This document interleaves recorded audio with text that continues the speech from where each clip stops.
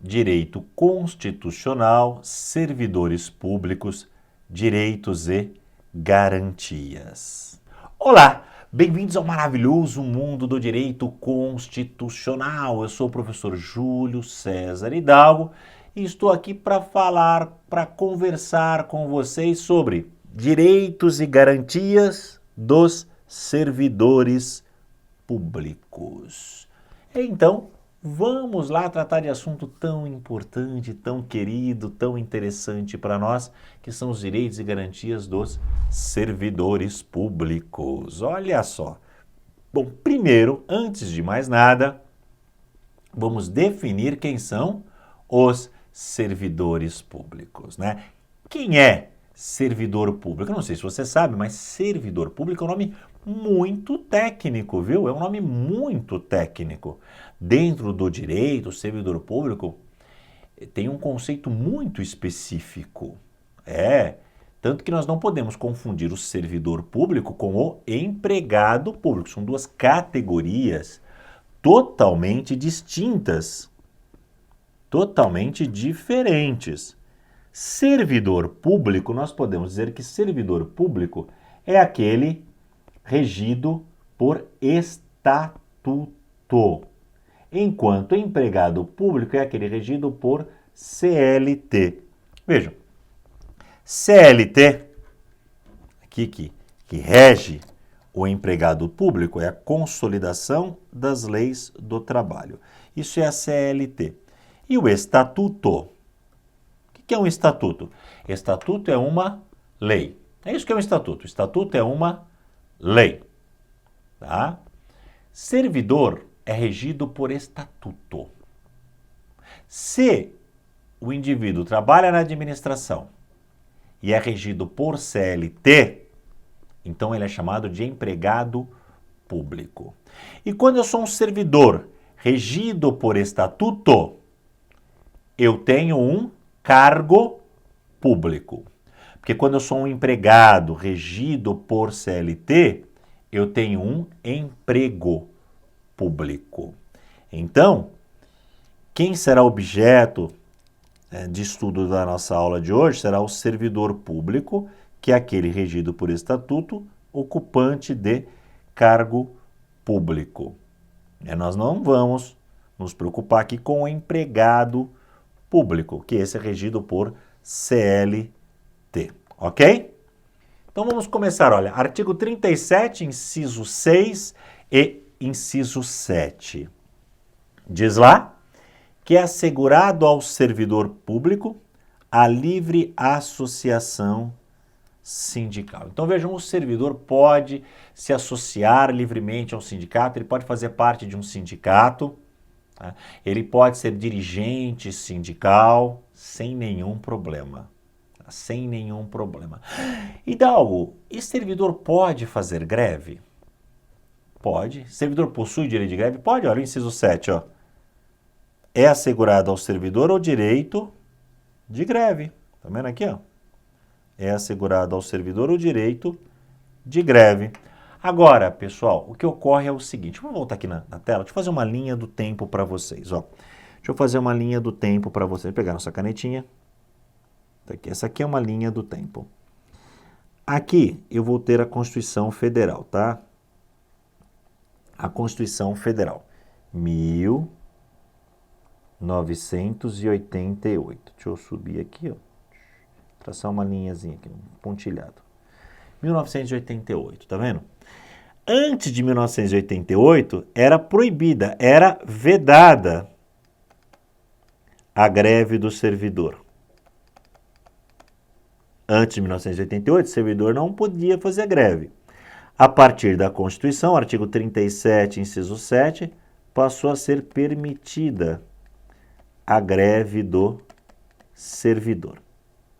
Então, até 1988 era vedada, a partir de 1988 passou a ser permitida a greve do servidor. Mas o Constituinte, aqueles que elaboraram, os constituintes, aqueles que elaboraram a Constituição de 1988, eles pensaram da seguinte maneira: ok, é um absurdo o servidor não poder fazer greve, o servidor tem que ter o direito de greve.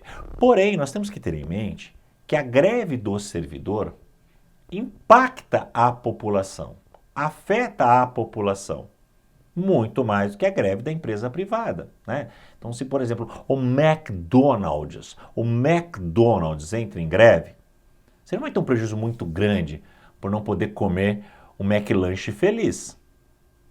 Agora, se o INSS entra em greve, isso vai afetar muito a população. Se o judiciário entra em greve, isso vai afetar por demais a população. Então, o que o Constituinte inseriu lá no inciso 7? Que o servidor tem o direito de greve, mas esse direito de greve será exercido nos termos e limites definidos em lei específica. Deixa eu apagar isso aqui. Aham, então é isso, olha só. O servidor público tem o direito de greve? Tem, mas o direito de greve do servidor não é o mesmo direito de greve do empregado da empresa privada por conta do impacto que a greve no serviço público poderia acarretar ao usuário dos serviços prestados pela administração pública. Então, o inciso 7 determina que o direito de greve do servidor será exercido nos termos e limites definidos em lei, eu vou até grifar aqui também, ó, lei específica. Eu já vi muita prova pedindo qual era o tipo de lei. É a lei, está pedindo uma lei específica. Ah, então o servidor pode fazer greve? Pode, mas não tem o mesmo direito de greve do empregado da empresa privada, porque esse direito de greve será definido em lei específica. Agora, essa lei específica nunca foi criada, tá? Esta lei específica que você está vendo aí, ó, até hoje não existe. Então não adianta que eu não vou conseguir te passar o número dessa lei, porque ela não existe, ok? Uma pena. Vamos continuar ainda nos direitos dos servidores, vamos falar da acumulação de cargos, tá? Porque a regra, pessoal, quando você vai no inciso 16, XVI 16, do artigo 37 da Constituição, você vê que lá já começa assim, é vedada a acumulação remunerada de cargo, emprego e função pública. Não pode acumular cargo público? Não pode acumular cargo público. Mas tem exceções. E as exceções são um direito dos servidores, né? Se eu faço parte daquela exceção, então eu tenho o direito de acumular cargo público. Então, quando que pode existir a acumulação de cargos públicos? 2 cargos de professor. É possível acumular na administração pública, 2 cargos de professor da rede pública. É muito comum, inclusive. Talvez você aí, tenha na sua família, pai, mãe, tio, tia, que tenha 2 cargos públicos de professor, que dá aula numa prefeitura e dá aula no estado, dá aula em 2 prefeituras. Pode acontecer isso? Pode. Por acaso, por exemplo, eu tenho 2 cargos públicos de professor, né? Na mesma universidade, eu prestei 2 concursos, um concurso para direito constitucional, um concurso para direito administrativo, passei, né? E tenho lá 2 cargos públicos de professor. Agora, também não pensa o seguinte, tá? O cara é um gênio, prestou 2 concursos, passou. Não, passei nesses 2, mas já prestei concursos que eu não passei? Já, gente. Por isso que tem que se dedicar ao estudo, né? E por isso que tem que insistir. E olha, pessoal, vou dizer uma coisa, não desanima se o número de vagas foi pequeno, viu? Porque quando eu prestei para direito administrativo, tinha uma vaga só. Quando eu prestei para direito constitucional, tinha 2 vagas. Então vejam, não desanima, tá? Mas também já prestei concursos que não passei, por quê? Porque tinha alguém melhor preparado que eu, porque eu não estava tão bem preparado, tá? Desculpa esse adendo, mas é que é importante às vezes vocês ouvirem alguém que já passou, né, por uma prova, por um concurso público. Então, eu posso ter 2 cargos públicos de professor, não há nenhum problema nisso. Um cargo de professor, mais um outro cargo técnico ou científico também é permitido, né? Cargo técnico, aquele que exige um conhecimento específico de nível médio. Cargo científico, aquele que exige um conhecimento específico de nível superior. E é possível também acumular 2 cargos privativos de profissionais da área da saúde. É possível, então, acumular com 2 cargos privativos de profissionais da área da saúde. E mais uma coisa, ó. Isso que você está vendo aí está no artigo 37, né? Inciso 16. Lá tem essas três possibilidades. Mas você sabia que existe mais uma possibilidade? Só que está um tanto quanto escondida na nossa Constituição? Ah, é? É. Vamos deixar um pouco essa história da acumulação de cargos. Já vamos voltar nela, lógico. Mas vamos falar do exercício de mandato eletivo por quem é um servidor público. Porque pode ser que você seja um servidor, pode ser que você seja uma servidora e queira se lançar na carreira política. Ah, você quer ser deputado, quer ser prefeito, quer ser vereador, quer ser presidente da República? Por que não? Por que não? Você quer se lançar à carreira política. E aí, você pensa, bom, mas se eu for exercer um mandato de prefeito, eu tenho que pedir exoneração do meu cargo público? Será que eu tenho que pedir licença se eu vou ser vereadora? Será que eu vou ter que pedir exoneração se eu vou ser presidente da República? Como é que eu faço? Vamos ver. É um direito, é uma garantia do servidor público quando ele vai exercer um mandato eletivo, que se for um mandato eletivo federal, como por exemplo, presidente da República, deputado federal, senador da República, ou um mandato estadual, governador do estado, deputado estadual, ou um mandato distrital, governador do Distrito Federal, deputado pelo Distrito Federal, é uma garantia do servidor que ele tem o direito de ser afastado do cargo público. Então, o que vai acontecer com o servidor? Quando ele tem um cargo público e ele é eleito para um mandato federal, estadual ou distrital, ele será afastado do cargo público. Ok, mas quando terminar o mandato eletivo dele, ou os mandatos, porque às vezes emendam no outro, ele retorna para o cargo público. Então, por exemplo, eu sou delegado de polícia. Aí eu ganhei a eleição para governador. Eu vou me afastar do cargo de delegado e vou assumir o mandato de governador. Acabou o mandato, ou acabou os mandatos, caso eu me reeleja, eu retorno para o meu cargo de delegado. Tá?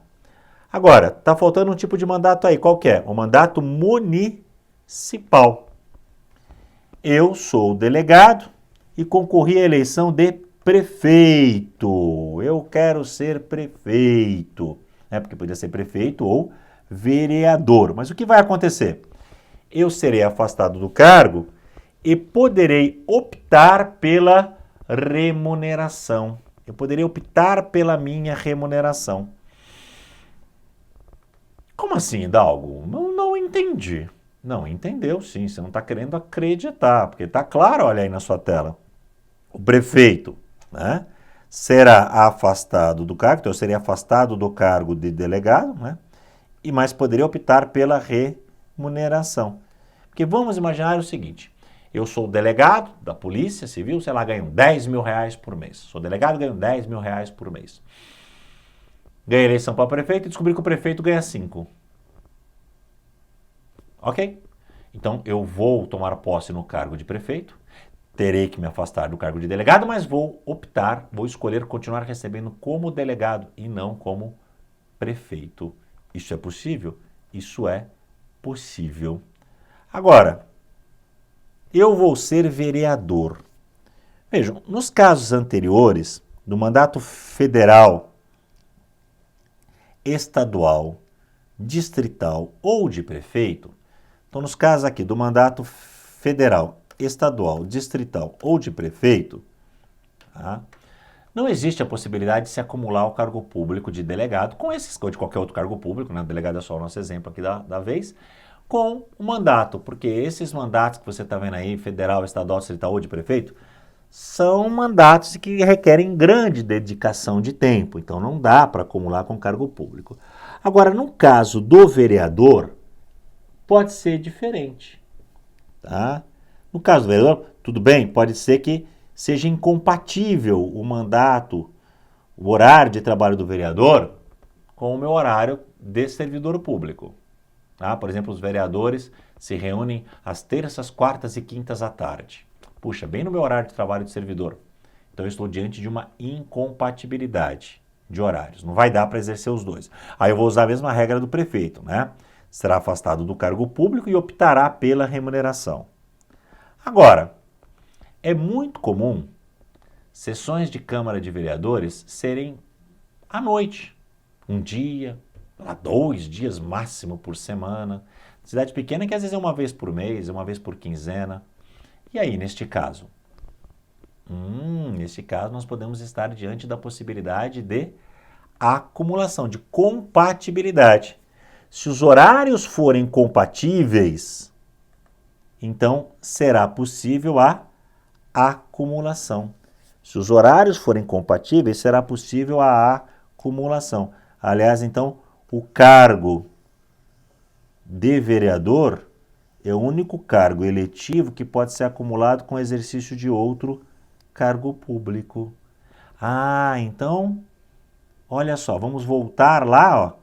Vamos tirar esses pontinhos e vamos colocar aqui, ó, um cargo público mais um cargo de vereador. Isso, vou acrescentar aqui, ó, está na Constituição Federal, artigo 38. Legal? Bacana? Ótimo! Muito bom. Vamos continuar aí e vamos falar dos direitos dos servidores. Constituição Federal, artigo 39, parágrafo 3º, né, e enumera lá, o parágrafo 3º do artigo 39 enumera uma série de direitos dos servidores. Vários direitos dos servidores. Que estão não só no 39 parágrafo 3º, mas que estão no artigo 7º. O 39 parágrafo 3º, ele menciona vários incisos do artigo 7º da Constituição, que são incisos que trazem direitos dos trabalhadores urbanos, rurais, mas também são dos servidores. Então, se você for consultar o parágrafo 3º do 39, você vai ver que, na verdade, ele menciona os incisos do artigo 7º. Mas vamos lá.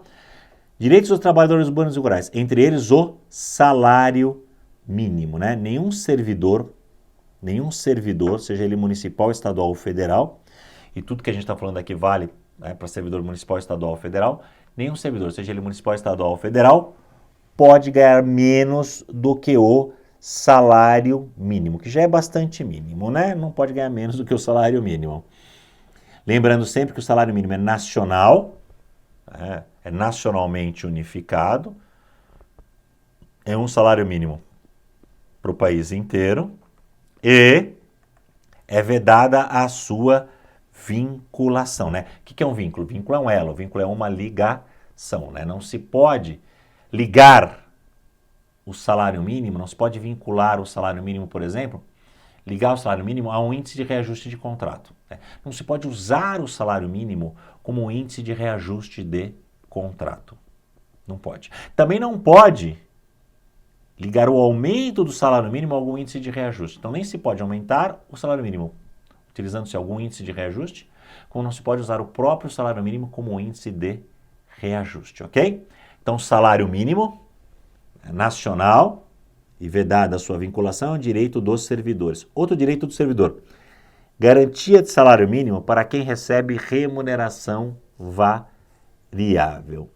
Então, se o servidor exerce uma função onde ele recebe uma remuneração variável, ele tem a garantia de que receberá, no mínimo, um salário mínimo.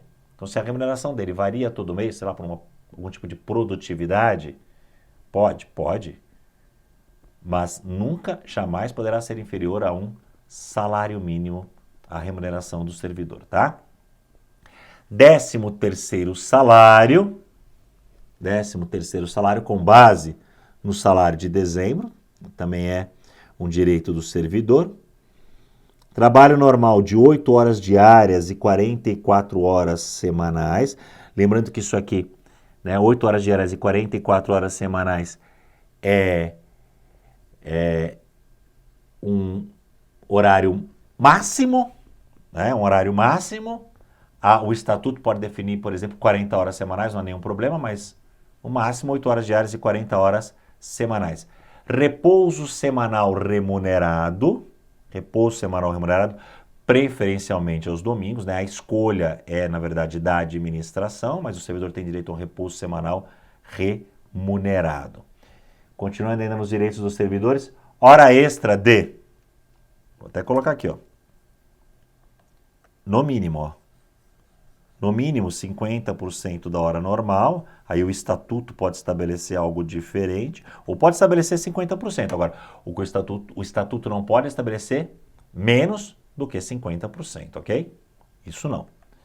Férias remuneradas com, no mínimo, 1/3 a mais, no mínimo, 1/3 a mais. Então, férias remuneradas com no mínimo 1/3 a mais, aí depende do estatuto. O estatuto até pode estabelecer 1/3, mas nunca menos de 1/3, tá? Licença gestante de 120 dias. Lembrando que a Constituição garante à servidora pública licença gestante de 120 dias. Nada impede que o estatuto amplie esta licença, sei lá, para 160, 180. O que não pode é o estatuto, que é uma lei, estipular uma licença menor do que 120 dias. A licença paternidade, que é de 5 dias corridos, mas nada impede que o estatuto estipule, por exemplo, 15 dias, tá? Mas licença paternidade de 5 dias corridos, também é um direito do servidor. Direito de redução dos riscos do seu trabalho, vou acrescentar aqui, ó, redução dos riscos por meio de normas. Normas de quê? Saúde, normas que tratem de segurança e normas de higiene. Então, o servidor tem direito a que os riscos do seu trabalho sejam diminuídos por meio das normas de saúde, segurança e higiene. Isso aqui é tranquilamente cumprido no serviço público, esse último aqui, ó.